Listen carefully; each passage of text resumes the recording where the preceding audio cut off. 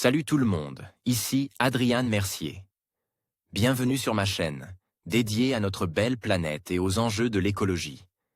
Si vous voulez en apprendre plus sur comment protéger notre environnement et adopter des gestes éco-responsables, pensez à vous abonner pour rester informé. Prêts à explorer ensemble? C'est parti! Bonjour à tous. Aujourd'hui, je vous invite à plonger avec moi dans un sujet qui nous concerne tous, la déforestation à l'échelle mondiale. Imaginez un instant que le Sri Lanka soit rase de la carte.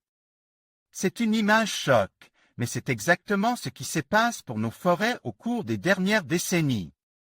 Dans cette vidéo, je vais vous présenter des chiffres alarmants et des témoignages poignants sur l'impact de la destruction des forêts sur notre planète.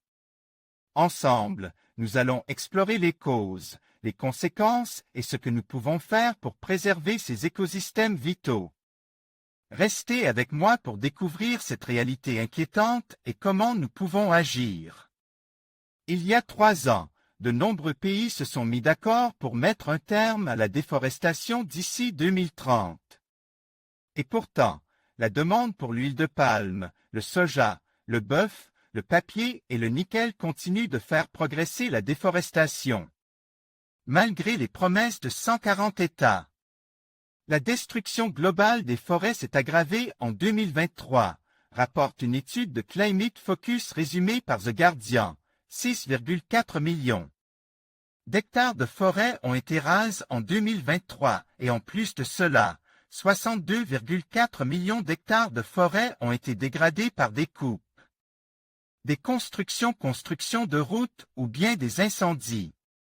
C'est en Indonésie, plus 57% de déforestation, et en Bolivie que les forêts ont été les plus dégradées en raison d'un changement de politique, mais aussi à cause de la demande grandissante des pays riches pour certains produits, le bœuf, le soja, l'huile de palme, le papier et le nickel.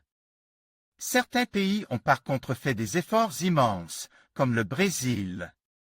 Le président Luiz Inácio Lula da Silva avait promis œuvrer en faveur des forêts et il s'y est tenu, 62% de déforestation en moins en 2023 dans la forêt amazonienne du Brésil.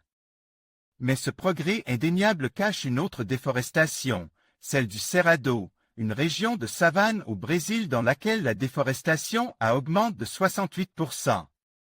D'autres pays ont fait des progrès, comme l'Australie, la Colombie, le Paraguay, le Venezuela et le Vietnam. À l'inverse, l'Amérique du Nord et l'Amérique latine ont encore plus dégradé leurs forêts. Notre trajectoire actuelle est catastrophique. Comme le précise l'étude, malgré les promesses des 140 pays lors de la COP26 de Glasgow, dont la France, la déforestation s'est aggravée. Et il n'y a pas eu d'amélioration générale. Le but était de réduire la déforestation d'au moins 10% chaque année. Cependant, en 2023, la déforestation a été 50% plus élevée qu'elle l'aurait dû l'être pour atteindre l'objectif de 2030.